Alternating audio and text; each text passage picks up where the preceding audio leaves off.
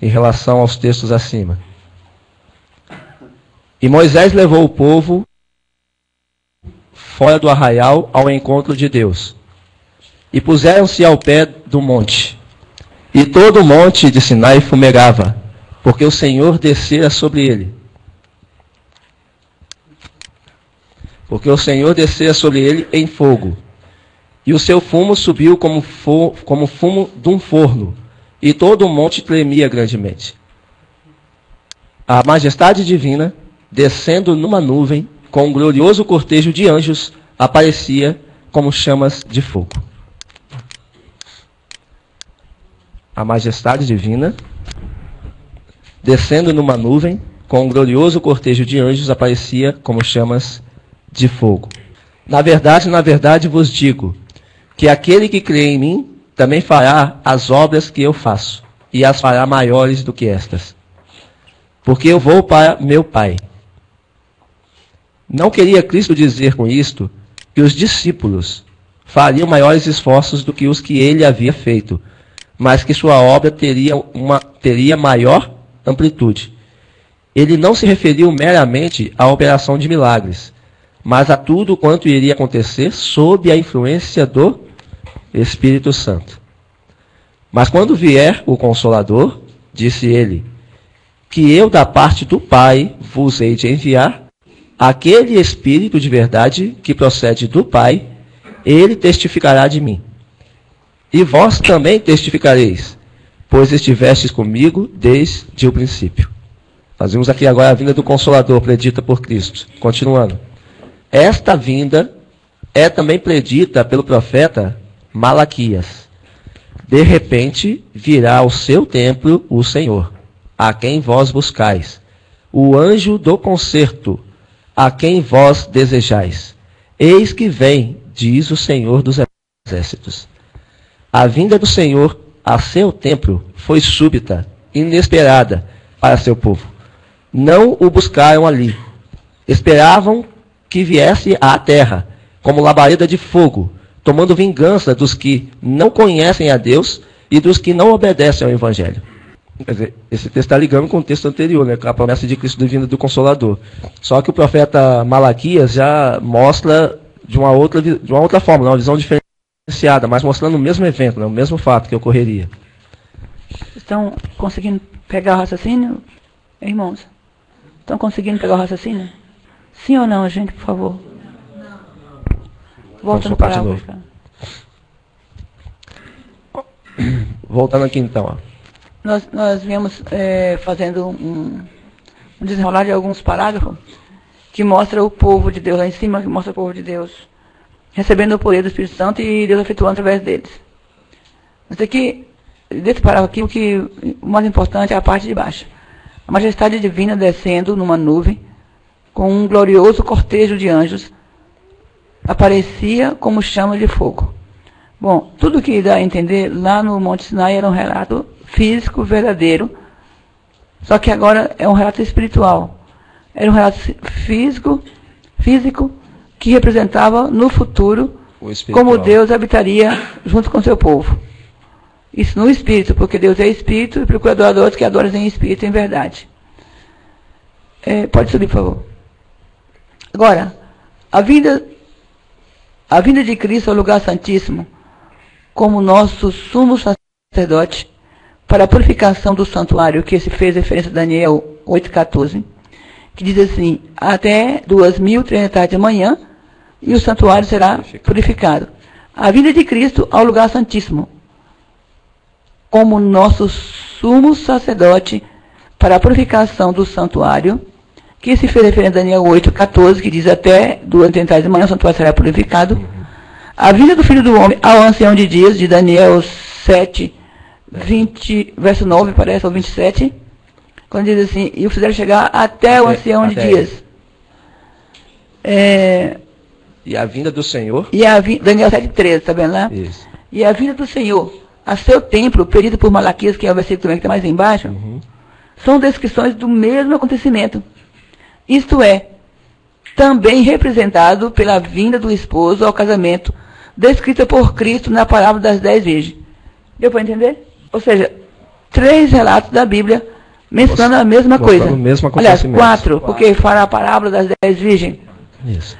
Ou seja, repetir de novo, a vida de Cristo é o lugar santíssimo, como nosso sumo sacerdote, para a purificação do santuário, que faz referência a Daniel 8,14, que é até durante as mãos da será purificado, e a vinda do ancião de dias, e fizeram Daniel 7,13, fizeram chegar até o ancião de dias. A vinda do Senhor ao seu templo, e a vinda do Senhor ao seu templo, predita por Malaquias, é o mesmo período das 10 virgens. Isso quer dizer o quê? O reino de Deus está dentro de vós. É aqui, é uma transformação de caráter num povo que alcançará o caráter de Cristo, e então aí está tudo consumado. Está feito. Está feito. Pode subir um pouco mais, Ricardo. Mas está acontecendo, tem que ser agora também, né? Na verdade eu vos digo que aquele que crê em mim, também fará as obras que eu faço, e as fará maior do que esta. Ou seja, aqui está apontando um tempo quando a pedra, sem auxílio de mão, viria e estabeleceria o reino de Deus na terra. Não queria dizer com isto que os discípulos fariam maiores esforços do que os que ele havia feito, mas que sua obra teria maior amplitude. Ou seja, não mais uma chuva seróide, uma chuva temporânea, mas sim uma chuva seróide. Ele não se referiu meramente à operação de milagres, mas tudo quanto iria acontecer sob a influência do Espírito Santo. Ou seja, um povo que receberia o Espírito Santo, que operaria o fechamento de todo o acontecimento do grande conflito na história da Terra. Então, irmão, no caso, sob a influência do Espírito Santo, mas então lá em cima ele falou que é aquele que crê em mim. Está ligando aquele que faria obras maiores que a dele com o Espírito Santo que viria. Isso.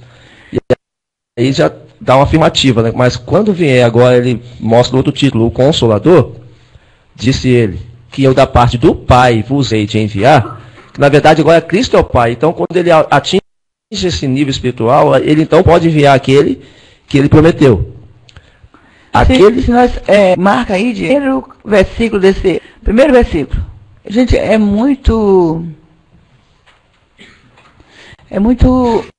intrigante isso aqui, talvez para a gente é estranho. Aqui diz assim: repetidas vezes me tem sido mostrado que o povo de Deus podia salvar confiando no homem e fazendo da carne o seu braço. Confiar no homem, gente, não é meramente eu confiar no Júlio humano. É eu confiar talvez em mim mesmo. Achar que eu estou tudo bem comigo, quando eu preciso de uma mudança terrível na minha vida. E eu já vou aproveitar essa situação agora, tentar fazer mais um apelo, não sei, talvez só oração para resolver essa situação. É hora de cada um olhar para dentro de si e ver o que está fazendo. Às vezes tem um intuito até bom por fora, mas por dentro, o espírito que sai para fora não é aquele que Deus pode aceitar. E aqui continuando, nesses últimos dias, não se podia salvar confiando no homem e fazendo da carne o seu braço.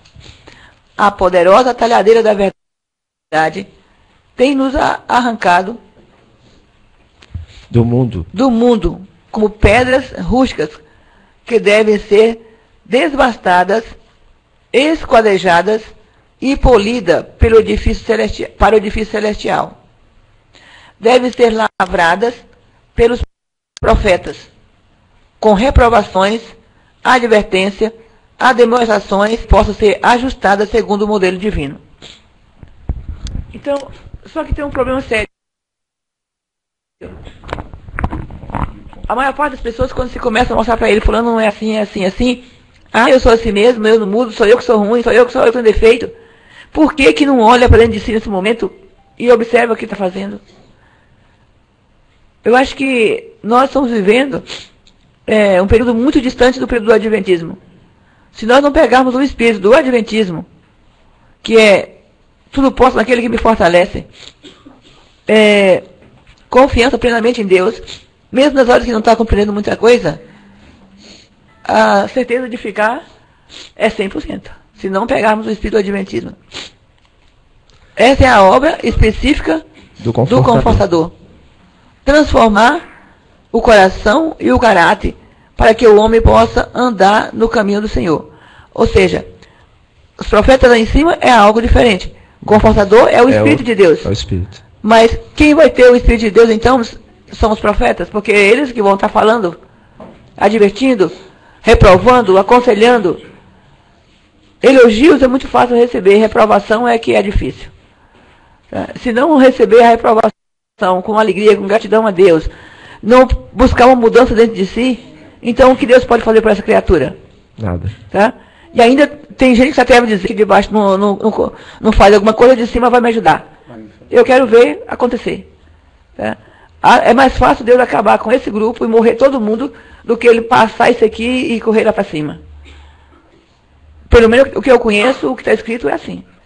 Então, quer dizer, vamos nos ajustar, vamos nos respeitar e vamos procurar achar um caminho reto, porque senão não tem salvação. Então, o Consolador e o Espírito Santo lá embaixo prometido é o mesmo confortador do primeiro parágrafo. É o mesmo confortador do primeiro parágrafo. E ele está atuando através dos profetas. Tá? E a obra ali foi dita, é uma obra específica, é exortar, é corrigir, é ajustar, porque nós somos pedras rústicas. Nós não temos forma ainda para poder fazer parte desse santuário.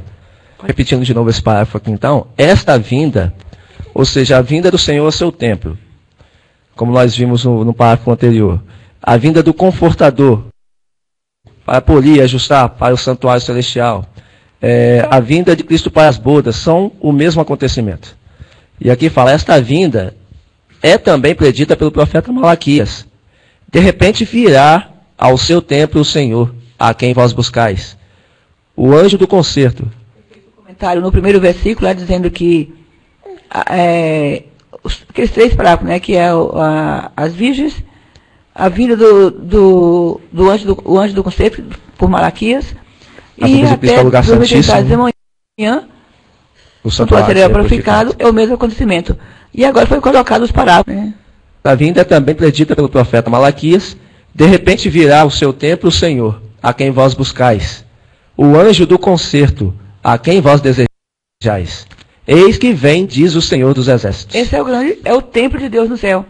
E foi aberto o templo de Deus no céu.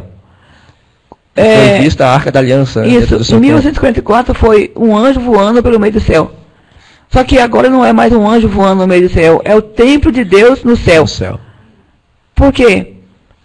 Todos os comentários que falarem desse último remanescente, e que todos tomarem conhecimento desse último remanescente, vão estar vendo não mais um anjo voando pelo meio do céu, mas o templo de Deus no céu.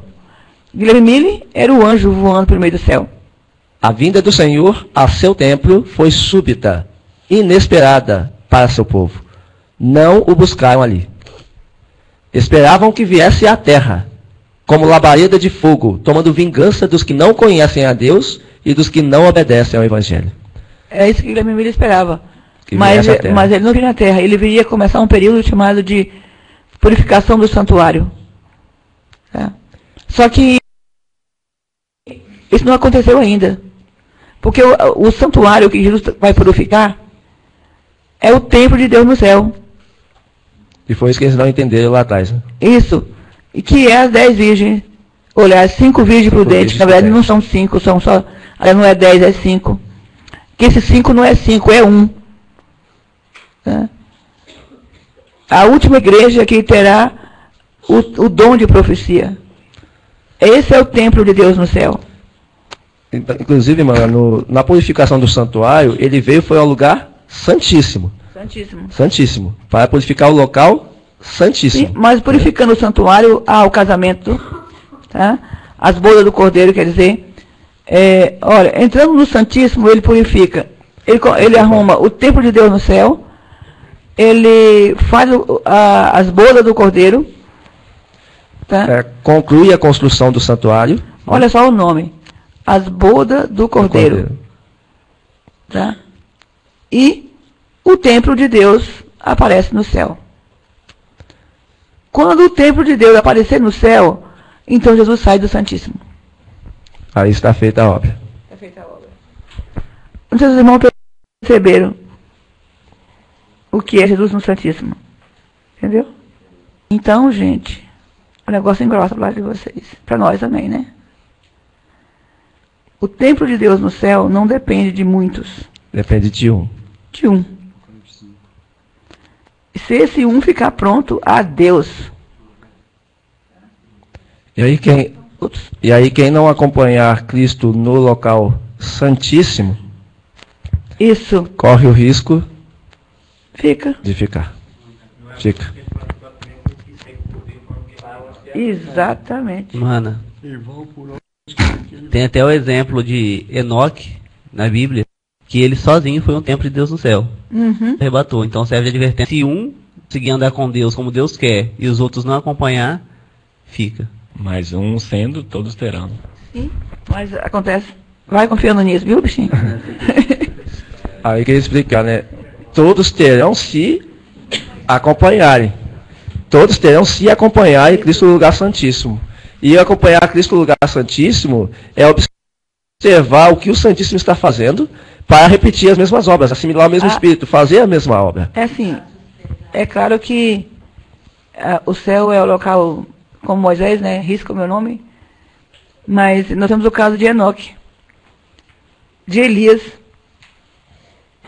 Tá?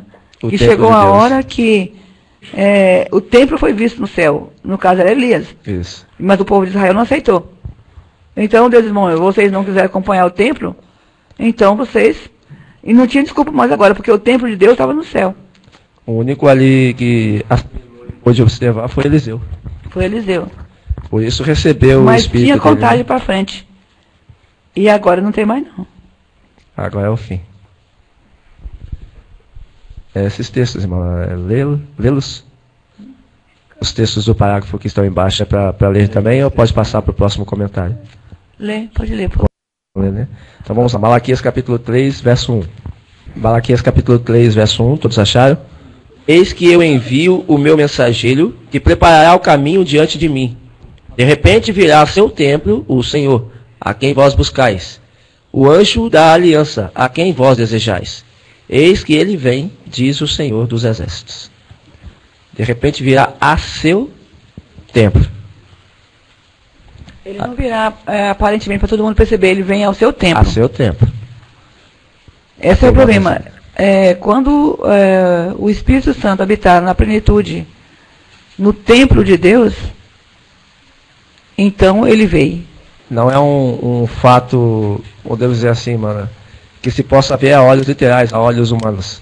É um fato espiritual que tem que acompanhar uma sequência, um espírito para poder estar entendendo. Né? Então vamos lá. Agora o próximo texto é Mateus 11, verso 10. Não buscavam ali. É igual hoje, não sei se tem fundamento, né? Mas não buscaram ali. Isso. Ou seja, todos estão esperando Cristo vir de uma forma. Né? Da mesma maneira. Que ele vem à Terra, como foi esperado também em 1844. Só que ele não vem à Terra mais uma vez. Ele vem a seu templo. Ele vem no Santíssimo. Para fazer a habitação e morada no Santíssimo. Aí sim, quando ele habitar no Santíssimo, Cristo novamente veio. Como lá eles não observaram, eles não perceberam a forma que ele veio, hoje também da mesma forma o povo não está esperando vir dessa forma. Impressionante que esses parágrafos que estão separados, misturados nos livros da Ellen White e também dentro da Bíblia, nós conseguimos achar esses parágrafos, foi a misericórdia de Deus. Porque eu tenho certeza que milhões de milhões, inclusive a Igreja Adventista do Sétimo Dia, não tem noção desses parágrafos. Não. Mano, então a pergunta de Filipe, ele não quis criticar, ele estava em dúvida também o que era Deus. Quando ele perguntou, mostra-nos o Pai, e Jesus explicou, era a dúvida que muitos hoje têm. Não compreendem o que é a volta de Cristo. É a mesma coisa. Tanto tempo estou convosco. Exatamente. Volta de novo quando for no tempo de Lúcifer. Quem vê a Lúcifer, vê a Cristo. Bacana. Então, a vinda do Senhor, o templo, foi súbita. Foi súbita. Então, assim, é um derramamento da chuva Serodei. Isso. Porque quando esse tempo estiver preparado, ele vem. Mas vem inesperada para o seu povo. Não a buscaram ali. Esperavam que ver essa terra como labareda de fogo. Então, É um movimento visível para eles verem a presença dele descendo. eles estão esperando, ou seja, o povo de Deus ali, o seu povo são aqueles que são chamados para isso. Mas eles não vão entender isso. Porque eles estão esperando no literal. É. E essa vinda não é no literal. Coisa é complicada, hein? Aqui está escrito na apostila do corpo, tem um texto assim: cerca de 2000 anos atrás, ouviu-se no céu uma voz de misteriosa significação, saída do trono de Deus. Eis que vem, sacrifício e oferta não quiseste, mas corpo me preparaste. Quem era o trono de Deus nessa época? Jesus de Nazaré. Ouviu-se do trono de Deus. E agora também vai ouvir-se uma voz também do trono de Deus. Quando o Espírito Santo desceu, ouviu-se uma voz daquela luz que era o trono de Deus. Era o Shekinah. Mas agora, de novo, o Corpo. trono de Deus no céu. Mais uma vez, corpo, Me preparaste. me preparaste. E dizendo assim: diz ele, corpo me preparaste. Houvesse aparecido com a glória que possuía como o Pai antes que o mundo existisse, e não teria existir à luz de sua presença. Para pudéssemos contemplar e não ser destruídos, a manifestação de sua glória foi velada, sua divindade ocultou-se na humanidade, a glória invisível na visível forma humana. Manifestação de sua vida foi um cara. Exatamente. Para que pudéssemos contemplar, né, e não ser destruídos, a manifestação de sua glória foi velada. Sua divindade ocultou-se na humanidade, a glória invisível na visível forma humana. O risco que corre aqui é de ver esse texto, por exemplo, assim: ocultou-se na humanidade, e pensar que é toda a humanidade. Mas foi Na realidade, a glória ocultou-se num corpo de Cristo, numa pessoa, um ser. E na realidade, da mesma maneira que hoje o mundo, que no passado matou o Filho de Deus, né? Hoje, da mesma maneira, se ele se manifestasse de uma forma assim clara, também fariam o mesmo novamente. Mas na realidade, o que acontece é que a cegueira para não ver a manifestação do Espírito de Deus partiu justamente da má interpretação que foi colocada em cima da palavra, e como a irmã Ana falou, a palavra foi o quê? Esquecida, né? Jogada lá. E aí hoje ninguém observa como está vendo. E eu temo, irmã, assim, na realidade, essa incredulidade, ela não parte lá de fora. Na realidade, nós que estamos aqui, estamos no mesmo risco de estarmos andando com Cristo e, na verdade, não o tê-lo conhecido.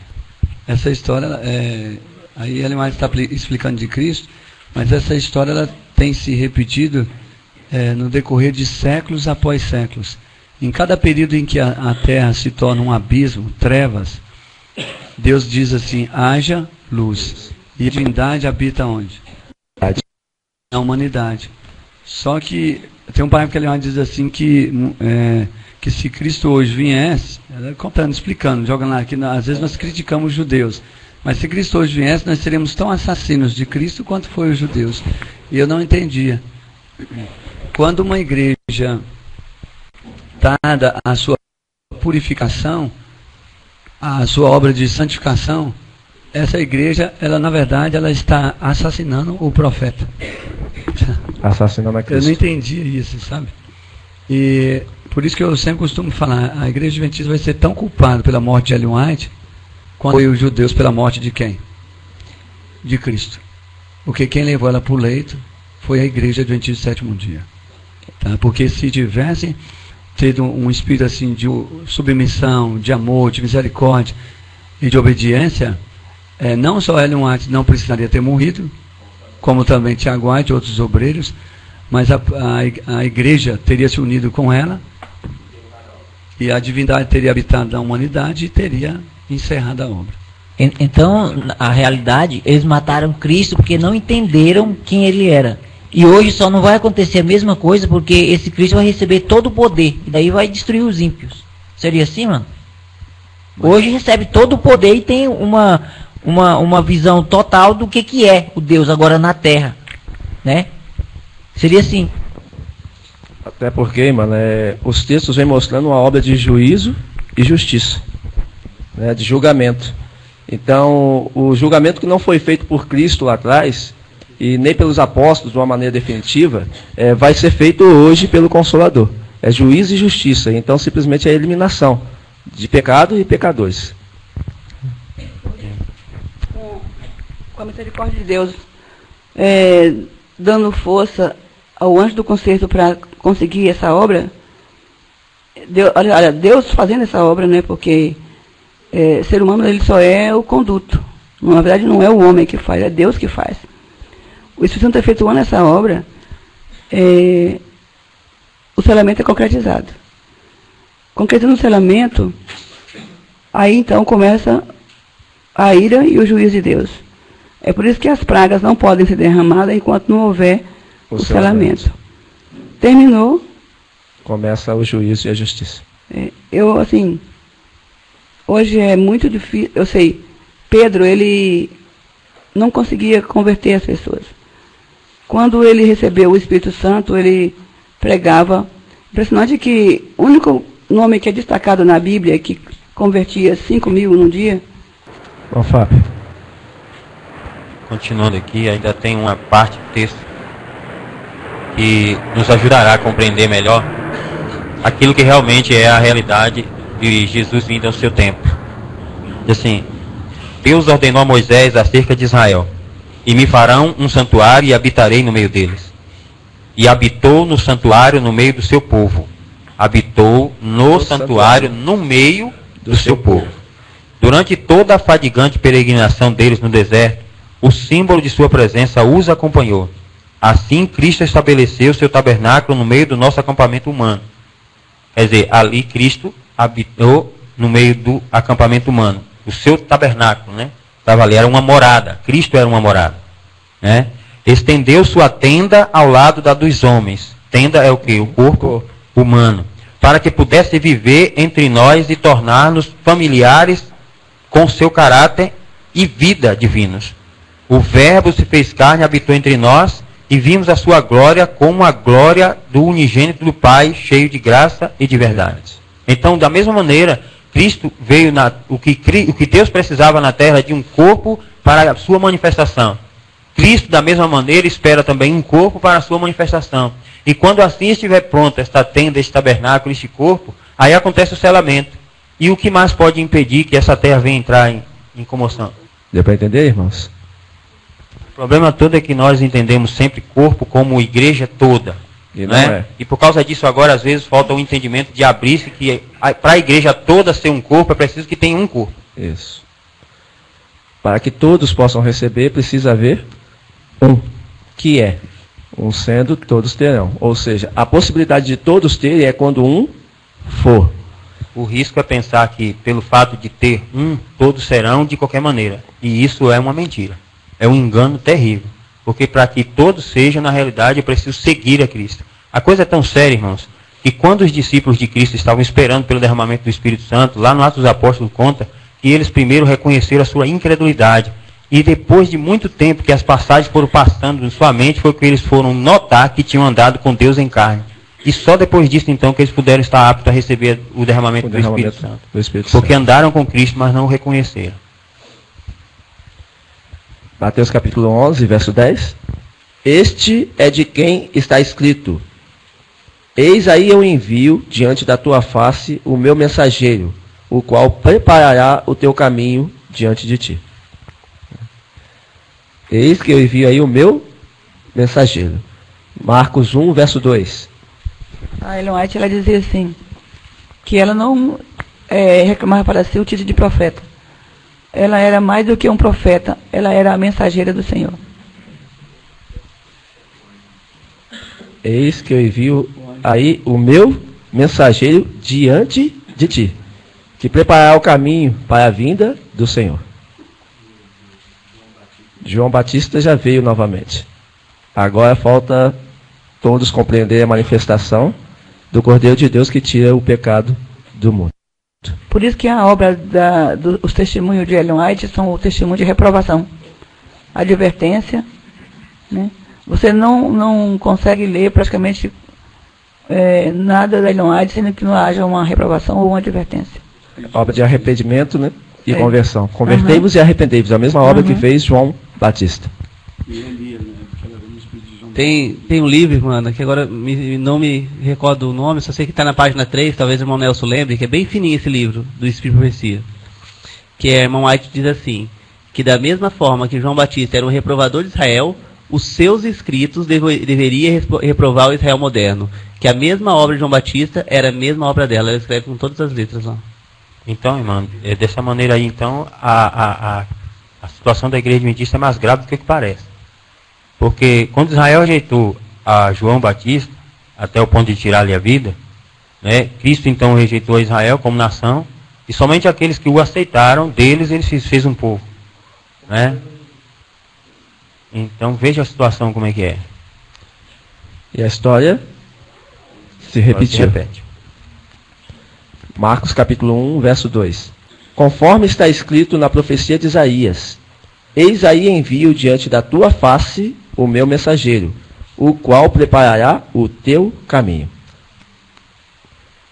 Mais uma vez repetindo, né? Lucas 1, 76. O comportor evangelista, na página 3, o texto que o irmão Giovanni acabou de citar, está escrito assim, ó. As publicações expedidas de nossas casas publicadoras devem preparar um povo para encontrar-se com Deus. Através de todo o mundo, devem elas fazer a mesma obra feita por João Batista à nação judaica. Mediante comovedoras mensagens de advertência, o profeta de Deus despertou das fantasias mundanas os homens. Por meio dele, chamou Deus ao arrependimento o Israel apostatado. Por suas apresentações da verdade, expunha ele os enganos populares. Em contraste com as falsas teorias de seu tempo, a verdade contida em seus ensinos se destacava como uma certeza eterna. Arrependei-vos, porque é chegado o reino dos céus. Era a mensagem de João. Esta mesma mensagem, por meio de publicações de nossas casas editoras, deve ser proclamada ao mundo hoje. É em grande parte por meio de nossas casas editoras que se há de efetuar a obra daquele outro anjo que desce do céu com grande poder e com sua glória ilumina a terra. Ela já não estava falando dela. Ela já não estava falando mais dela. Ela estava falando, por meio de nossas casas publicadoras, ou seja, os seus escritos preparariam o caminho para aquele outro anjo que descerá do céu com poder e grande glória.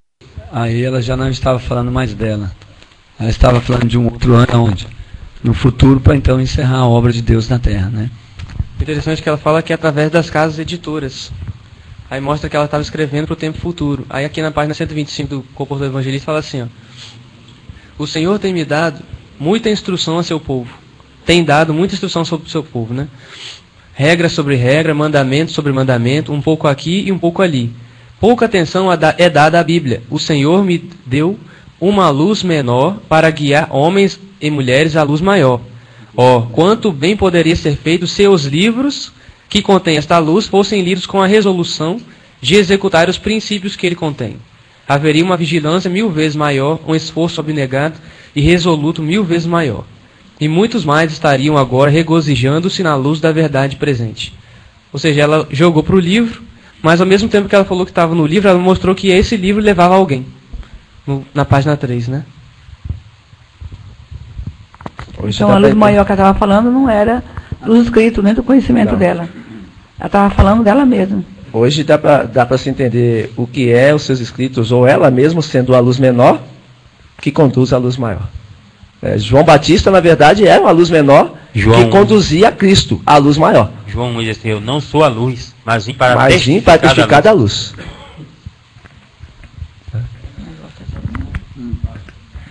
Então, irmão, em outras palavras, não sei se eu compreendi completamente, é a mesma coisa que João Batista veio preparar, ela veio preparar o caminho para um outro anjo. Maravilha, hein? Aqui, no testemunho para ministro, página 475, fala assim: a profecia deve se cumprir, diz o Senhor. Eis que eu vos envio o profeta Elias antes que venha o grande e terrível dia do Senhor. Alguém deve vir no espírito e poder de Elias, e quando ele aparecer, poderão os homens dizer: sois demasiadamente sinceros, não interpretais as escrituras na devida maneira. deixai-me dizer-vos como ensinar a vossa mensagem. O irmão Osés, ele está mostrando outro texto aqui, Atos capítulo 17, né, irmão Osés? Verso 31. Atos capítulo 17, verso 31. Atos 17, 31 diz assim: porquanto estabeleceu um dia em que há de julgar o mundo com justiça, por meio de um varão que destinou e acreditou diante de todos, ressuscitando-o dentre os mortos. Vou repetir. Porquanto estabeleceu um dia, aqui nós estamos vendo os textos que mostram o julgamento, que a quem foi dado o julgamento, o renovo, o confortador, o consolador, o anjo da aliança, o Senhor, justiça nossa. E aqui olha só o que Atos capítulo 17, 31 confirma. Porquanto estabeleceu um dia em que há de julgar o mundo com justiça. Juízo e justiça seriam feitos. Por meio de um varão que destinou e acreditou diante de todos, ressuscitando dentre os mortos. Um varão que seria ressuscitado dentre os mortos. E Cristo, ele é considerado o quê? O primogênito dentre os mortos. O primogênito dentre os mortos. Um varão que seria ressuscitado dentre os mortos. Então não pode estar falando, na verdade, de Cristo lá atrás. Está falando de agora. O mundo se encontra hoje como na visão de Ezequiel, capítulo 37, um vale de ossos secos. Todo mundo morto. Estão descritos na profecia lá, como está em Apocalipse capítulo 3, verso 1. Tem nome de que vive, mas na verdade estão mortos. Então, do meio de todos esses mortos espiritualmente, Deus então ressuscitaria um varão, uma pessoa, um ser, pela qual, através desse ser, que é a sequência dos textos que estamos tendo aqui, faria juízo e justiça na terra. Então vamos lá. Lucas 1:76, foi lido já? Aqui o que está dando para compreender essa sequência, irmã, é que esse mensageiro que prepararia o caminho para o Senhor está se referindo praticamente a Ellen White. Não é isso? Esse mensageiro que prepararia o caminho para o anjo que viria é Ellen White. E agora os textos mostram que ela prepararia o caminho para alguém. E aqui em Lucas 1:76, tu, menino, serás chamado profeta do Altíssimo, porque precederás o Senhor, preparando-lhe os caminhos para dar ao seu povo. Então, rapidinho, mais uma vez. Tu, menino, serás chamado profeta do Altíssimo, porque precederás o Senhor. Ou seja, virá antes dele preparando o caminho para ele. O intrigante também é que ela disse que a obra dela seria como a de João Batista, né? Mas também ela diz que o profeta Elias haveria de vir um dia. Então jogou para frente. Por que uma hora ela diz João Batista, outra hora diz Elias? Mas o intrigante é que na cabeça do Adventista é assim, bom, nunca mais surgiria um profeta. Mas se os escritos dela do começo ao fim profetizou que viria um anjo. E quando outro anjo vier, para testemunho para ministro, quando outro anjo vier, ele dará poder ao terceiro. O que ocorre? Pegaria a mensagem do terceiro e levaria um alto clamor. Diz que o profeta Elias haveria de vir, que João Batista. Então, ela deu todas as coordenadas para nós não cairmos na incredulidade. Na verdade, preparou o caminho para tirar o preconceito dos nossos corações. Assim como João Batista também preparou o caminho, João Batista veio mais ou menos dizer assim, o Messias não vai vir como rei supremo, com a coroa, com riqueza e com pompa. Vocês se preparem que da onde vocês menos esperam, ali está ele. Então, Ellen White também não foi diferente. Ela deu todas as coisas para dizer, antes dele vir lá em cima literalmente, viu? Cheio daqueles anjos literais, toda aquela pompa, vocês podem esperar que ele pode sair da Judéia. Pode sair de Nazaré e pode sair da marcenaria. Ou pode sair, talvez, né, de repente, Tocantins. Lucas 7:27. Este é aquele de quem está escrito: eis aí envio diante da tua face o meu mensageiro, o qual preparará o teu caminho diante de ti. Aí aqui, irmão, está pedindo para ir para as páginas 2 e 3 da apostila Senhor, Justiça Nossa. Importante lá, né? Acho que não. Ou não precisa agora? Pode dar sequência aí, depois, se for o caso, as pessoas conferem mais. Então, depois lembrem-se de estar, aqueles que têm essas apostilas, no caso a apostila Senhor Justiça Nossa, de acompanhar lá essa linha de raciocínio, esse fio de ouro que estamos entendendo agora, lá na página 2 e 3, da apostila Senhor Justiça Nossa. Né? Este acontecimento é nada mais que o estabelecimento do reino de Deus em nosso coração. Disse Jesus, este evangelho do reino será pregado em todo o mundo, em testemunho a todas as gentes. Seu reino não virá enquanto as boas novas de sua graça não houverem sido levadas a toda a terra. Seu reino não virá enquanto as boas novas de sua graça não houverem sido levadas a toda a terra. O reino literal. Tem o reino espiritual e o reino literal. Do espiritual, aí ele toma conta para toda a terra. Para toda a terra. E o literal é realmente o domínio terrestre ser dado novamente a Cristo. Santo do Altíssimo. Aos santos do Altíssimo. Assim, quando nos entregamos a Deus e ganhamos outras almas para Ele, apressamos a vinda de seu reino. Unicamente aqueles que se consagram a seu serviço, oram com sinceridade, venha o teu reino. A petição, seja feita a tua vontade, tanto na terra como no céu, é uma oração para que o reino do mal termine na terra, o pecado seja para sempre destruído, e o reino da justiça se venha a estabelecer. Então, na terra como no céu, se cumprirá todo o desejo da sua bondade. E o céu muda de Senhor. De Senhor.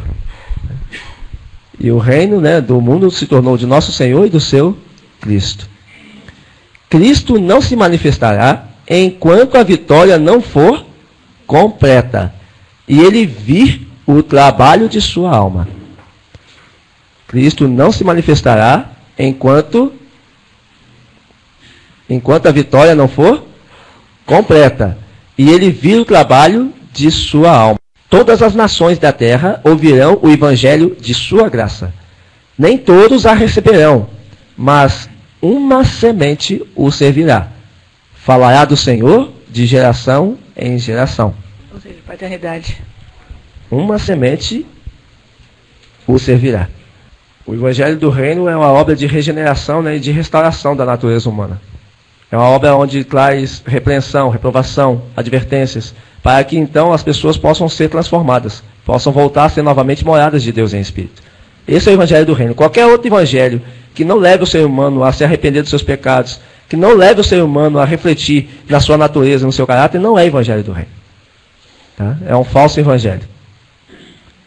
E o reino, e o domínio, e a majestade reinos debaixo de todo o céu, dados ao povo dos santos do Altíssimo. E a terra se encherá do conhecimento do Senhor, como as águas cobrem o mar. Então temerão o nome do Senhor desde o poente, e a sua glória desde o nascente do sol. Quão suaves são sobre os montes os pés do que anuncia as boas novas, que faz ouvir a paz, que anuncia o bem, que faz ouvir a salvação, que diz a Sião, o teu Deus reina. Que diz a Sião, o teu Deus reina. Exultai juntamente, desertos. Exultai juntamente, desertos. Porque o Senhor consolou o seu povo. O Senhor desnudou o seu santo braço perante os olhos de todas as nações. E todos os confins da terra verão a salvação do nosso Deus. Quando fala que o Senhor desnudou o seu braço diante de todas as nações, então mostra que ele o quê? Revelou quem é a sua mão ajudadora na terra. Revelou quem é Cristo encarnado hoje. Revelou o quê? Como nós estamos vendo, a revelação de Jesus Cristo, a manifestação de Cristo na terra novamente. Isso é desnudar o seu santo braço perante os olhos de todas as nações. Todas as nações conhecerão a Deus através desse braço, ou seja, desse ser, que vai manifestar o conhecimento e o Espírito de Deus na terra. Os discípulos de Cristo esperavam a vinda imediata do reino de sua glória. Mas ao dar-lhes esta oração, Jesus ensinou que o reino não devia ser então estabelecido. Ou seja, estaria para o futuro. Né? Estaria para o futuro, que no caso hoje, nossos tempos presentes. Deviam orar por sua vinda como um acontecimento ainda no futuro, testificando. Mas esta petição era-lhes também uma certeza. Conquanto não devessem esperar a vinda do reino em seus dias, o fato de haver Jesus recomendado que por ela orassem, constitui prova de que certamente virá no tempo designado por Deus. Que nós vimos em estudos anteriores, que seria na plenitude dos tempos. O reino da graça de Deus está sendo agora estabelecido, visto que corações que têm estado sobrecarregados de pecado e rebelião se rendem à soberania de seu amor. O completo estabelecimento do reino da sua glória, porém, não ocorrerá senão na segunda vinda de Cristo ao mundo. Está dando para vocês entenderem aí? Os sacerdotes e principais haviam se arvorado em juízes para condenar a obra de Cristo. Mas ele se declarou juiz deles próprios e de toda a terra.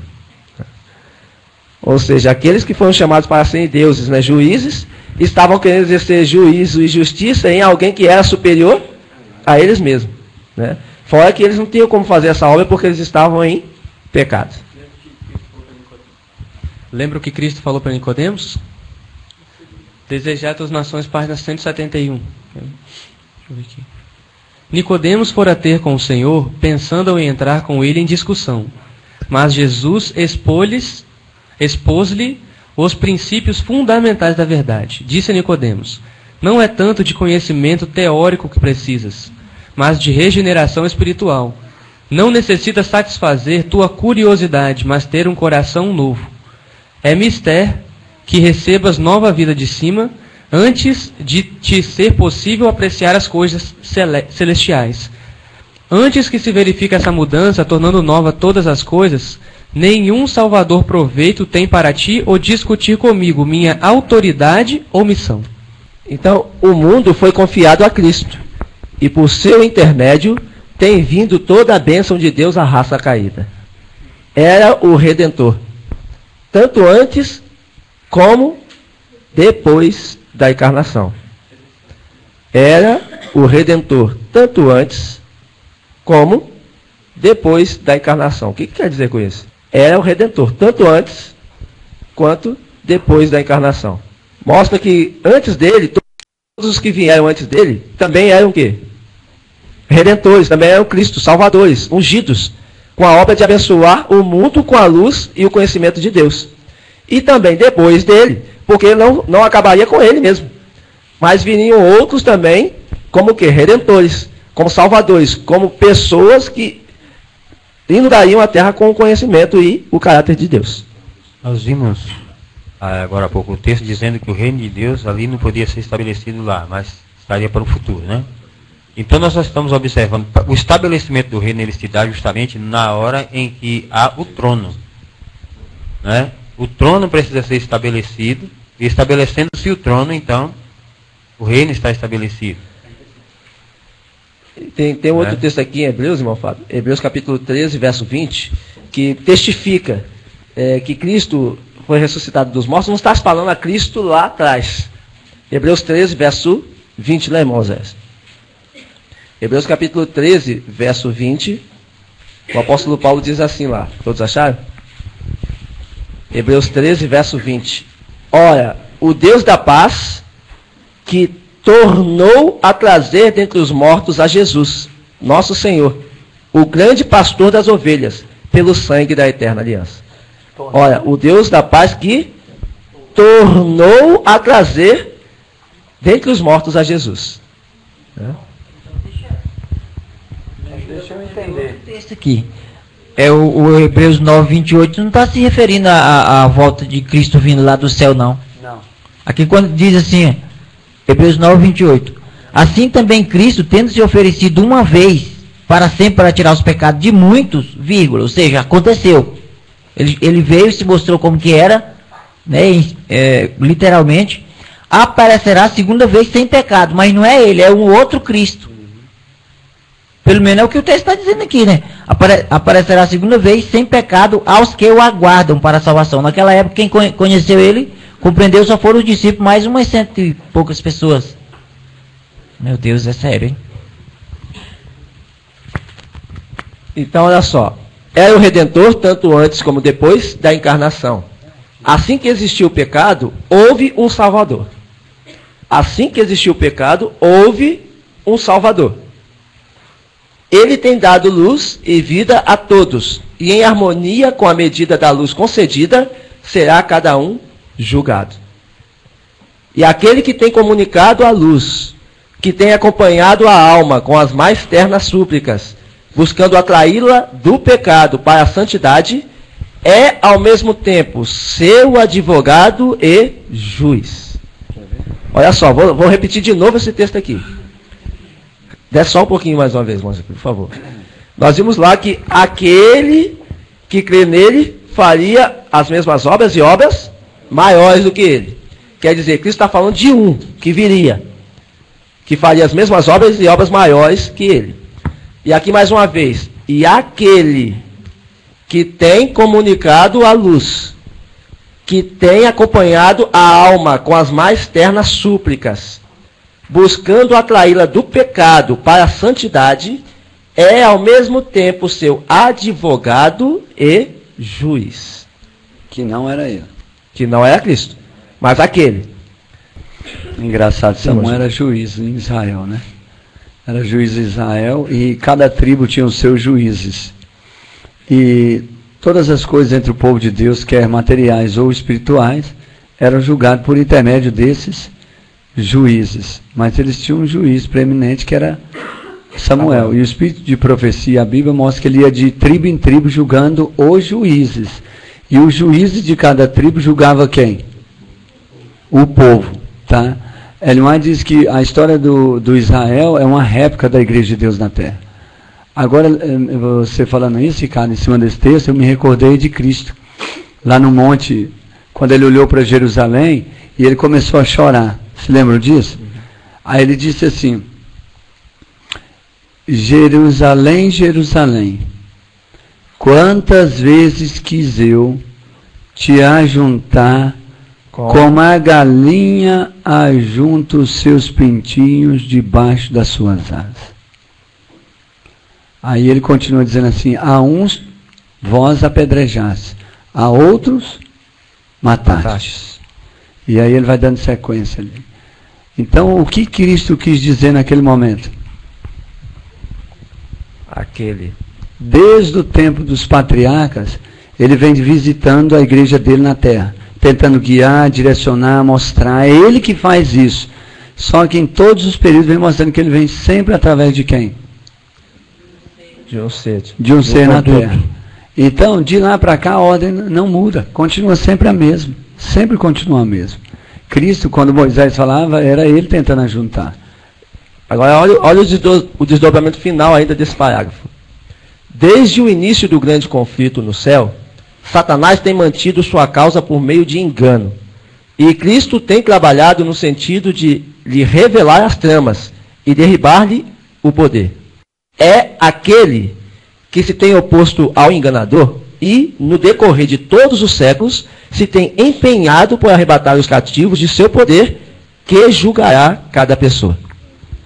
É aquele, ou seja, só completando o texto de cima, aquele que está pleiteando pelas almas, tentando arrancar as almas, as pessoas, do poder das trevas, do pecado para a santidade. Esse mesmo é o advogado, porque está advogando, está ainda o quê? Lutando, pleiteando para tirar a pessoa do pecado. Mas aquele que não sair, aqueles no caso que não saírem do pecado, que não aceitarem a repreensão, a advertência, a correção, não mudarem de natureza e caráter, esse mesmo que está advogando hoje será o quê? Juiz. Será o juiz. Pesado, dará a sentença. Pesado foste Pesaste, foste na balança e foste achado em falta. Irmão, é muito bonito você descobrir aí essa situação aí do plano de salvação desenrolado do tempo eterno. Só que aí sim, da forma que é desenrolado aqui, que nós estamos entendendo que aquele, o Cristo e tudo mais, o Cordeiro como foi sido morto, do outro lado está também o inimigo revelando da mesma forma. E o mais terrível é porque pode ser comigo, tá entendendo? Porque da forma que nós estamos vendo o Cristo se revelando como humano aqui na Terra, São João 1:12 lá, um sendo, outros também terão, não é? Então, do outro lado também é assim, ué. O inimigo também está fazendo a mesma coisa. A mesma coisa. Alguém está revelando ele aqui. E um sendo, outros também. Também serão. Também e pode serão. ser eu. Pode ser um de nós. E aí? Então não tem escolha. Ou nós estamos de um lado ou do outro. Se eu não estiver compreendendo isso, e isso não estiver fazendo efeito na minha vida, eu estou desempenhando do outro lado. E esse negócio é nós aqui, não é lá no mundo. O mundo nem sabe nada disso. E Deus deu-lhe poder de exercer o juízo, porque é o Filho do homem. Como ele tem aprovado as próprias fezes do cálice da aflição e tentação humanas, e compreenda as fragilidades e pecados dos homens, como tenha em nosso favor resistido vitoriosamente às tentações de Satanás, ele dará justa eternamente com as almas para cuja salvação derramou o próprio sangue. O Filho do homem é indicado para exercer o juízo. O Filho do homem é indicado para exercer o juízo. Deixa eu puxar um pouquinho assim para mim. Seria assim, nós temos uma coisa dentro de nós, que quando vimos uma coisa que não está certo, ou alguém querendo rebater a verdade, nós queremos justificar isso. Só que ali foi chamado para justiça, para juízo também, não é? E muitas vezes você ficando quieto é um juízo. E nós não conseguimos entender isso. Nós queremos falar. Mas muitas vezes você calando é um juízo que está sendo feito. Quando fala assim que Cristo é juiz, mas ele não vai julgar em pessoa. Só quando ele abrir o grande trono branco, né? Mas por enquanto, no juízo investigativo, ele julga através dos seus condutos. Ou seja, a Ellen White foi um período de juízo. E hoje, de novo, o remanescente também será um juiz, porque é por isso que ele falou para Pedro, o que ligar na terra, será ligado no céu. O que desligar na terra, será desligado no céu. Então, quando a irmã White falou assim, eu tenho muita coisa que falar com vocês, mas meus lábios estão fechados. Era um juízo. Era um juízo. Mostra que a igreja não está... Ali naquele momento, entendeu. naquele momento, praticamente poderia dizer assim, o Espírito agora cessou de comunicar com vocês. Me recordei do meu pai quando ele falava assim, menino, eu não vou te falar mais nada. Só que esse não falar mais nada era mais ou menos assim, atravessa as linhas dos limites e tu vai ver o que é bom para todos. Né? Então Deus ele também trabalha, como o irmão Nelson falou, quando ele diz assim que não poderia falar, ali já era o que? Um juízo para a igreja. Mostra que a igreja já não estava obedecendo a Deus, entendeu? Como deveria obedecer. E aí aquele ato de silêncio, por isso que ela sempre cita em alguns escritos dela, o silêncio é ouro, silêncio é ouro. Silêncio é ouro, silêncio é ouro. Algumas pessoas dizem assim, eu vou fazer isso. Aí, vamos supor, aí a gente acaba dizendo, nós que estamos assim, para lidar com algumas situações, diz assim, agora é você que sabe, se quiser ir, então você vai. Então eu posso ir? Então eu vou. E aí a pessoa vai, aí lá na frente, o que você está fazendo aqui? Mas, não, eu falei com o ciclano, me deu autorização, ele que me mandou. Né? Então, isso é muito arriscado, porque o juiz que está ocorrendo é agora, já. E qualquer atitude minha, eu posso estar sendo pesado na balança e achar em falta. Então vamos só encerrar com essa observação aqui. Sair do santo para o santíssimo é o mesmo que dizer sair do julgamento do povo para o sacerdote. Sair do santo para o santíssimo é o mesmo que dizer sair do julgamento do povo para o sacerdote. Quando o sacerdote estava no santo, ele estava julgando o povo. Estava julgando o povo. Mas quando o sumo sacerdote entrava no santíssimo, estava julgando os sacerdotes. Prepara o longo. Na verdade, sim. O sacerdote purificava o povo. isso simbolicamente. E só que agora Deus está purificando o sacerdote. Ele quer sair do Santíssimo, ou está no Santíssimo. Está no Santíssimo, Deus prepara o sacerdote. E aí exerce o juízo de justiça. Então, eu quero entender assim, irmã. Quando diz ali, sair do julgamento do povo para o sacerdote. É mais ou menos assim. Sair de um estado espiritual e entrando para outro, certo? Só que agora eu quero entender se é somente uma pessoa ou é a própria igreja que agora chega ao ponto de ser na verdade, esse sacerdote é o sumo sacerdote. Então, isso. Tá. Quando purificava o sumo sacerdote, significava o quê? Remoção de pecado. Está feito. Está feito. Todos os sacerdotes, como povo, eram justificados. Quando o sumo sacerdote era, então, quando ele entrava na presença de Deus, ele entrava para quê? Para saber se os sacrifícios, as ofertas feitas durante o ano e sua própria vida estavam, então, o quê? Em condições de serem abençoados por Deus. Então, por isso que quando ele saía e todos os requisitos foram cumpridos, ele saía para fazer o quê? Para abençoar o povo. Ou amaldiçoar. Ou amaldiçoar. Lá nos escritos de Ellen diz assim que abençoar aqueles que haviam afligido as vossas almas, arrependidos, confessados os pecados, mas os que levianamente trataram as suas vidas enquanto o sumo sacerdote estava fazendo a expiação, esses eram considerados forasteiros do meio do povo, eram eliminados, mandados para fora, tinham que ir embora. Então, hoje isso ocorre também no sentido espiritual. Quando Apocalipse capítulo 5 se acontecer, quando o lugar santíssimo se encher de fumaça, fumaça representa o quê? A presença divina do Espírito, não é isso? Então, quando o Santíssimo se encher de fumaça, aí lá diz assim, está feito. Então, por isso que agora nós temos que fazer de tudo. Lembra-se daquela mulher que foi correndo no meio do povo, 13 anos de hemorragia, 13 anos perdendo sangue, né? E aquela fraqueza, tudo, mas ela disse que ela se esforçou, toda a sua alma foi lá e tocou na orla de quem? De Cristo. Agora é o momento também da igreja fazer a mesma coisa, né, que está há tantos anos aí perdendo sangue, ou seja, vida, né, morrendo espiritualmente, fraca, débil, do jeito que está, procurar entrar no meio das dificuldades e tentar pegar na orla das vestimentas de Cristo para receber então o quê? Poder. Porque se não conseguir pegar na orla até que o santuário seja enchido de fumaça, por isso que eu não fico essa história de 50 mais 1. Isso aí para mim desculpe, eu não estou discordando assim, mas isso aí para mim é história do passado. Quando a senhora passou esse estudo de Apocalipse 5 para o irmão Siboney, para mim, acho que a irmã Arlete também estava lá em Rondônia, lá na sua casa, lembra, Siboney?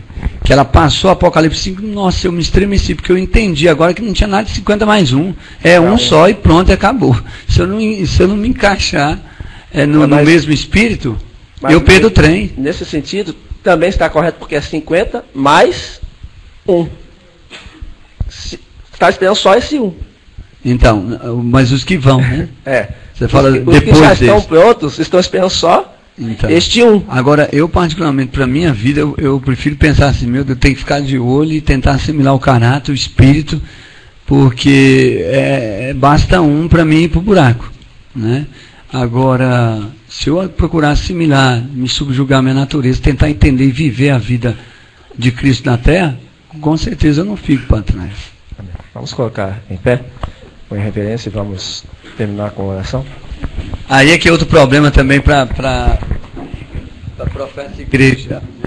Está esperando um derramamento do Espírito Santo da igreja toda. E na verdade o tempo nunca há de vir. Senhor Jesus, muito obrigada por mais um estudo na Tua presença. Obrigada porque sentimos aqui o Seu Santo Espírito atuando em nossas mentes para o entendimento maior da Tua palavra. Esteja conosco, meu Deus, durante esse dia. Aceite nosso jejum e que todas as necessidades contidas aqui no Teu povo possam ser supridas pelo Seu Santo Espírito.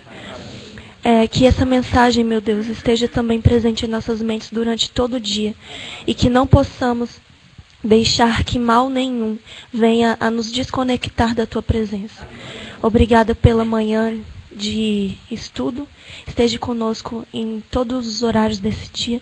Eu peço isso não pelos nossos méritos, Senhor, mas pelos méritos de Cristo Jesus e pelo Espírito Santo que habita em nós. Em nome de Jesus. Amém, Senhor. Um bom dia e a paz do Senhor para todos os irmãos que nos acompanharam pela internet. Tenham um bom dia. Meditem todo o estudo que foi feito durante agora a parte da manhã. E à noite nós voltaremos às 19h30 novamente.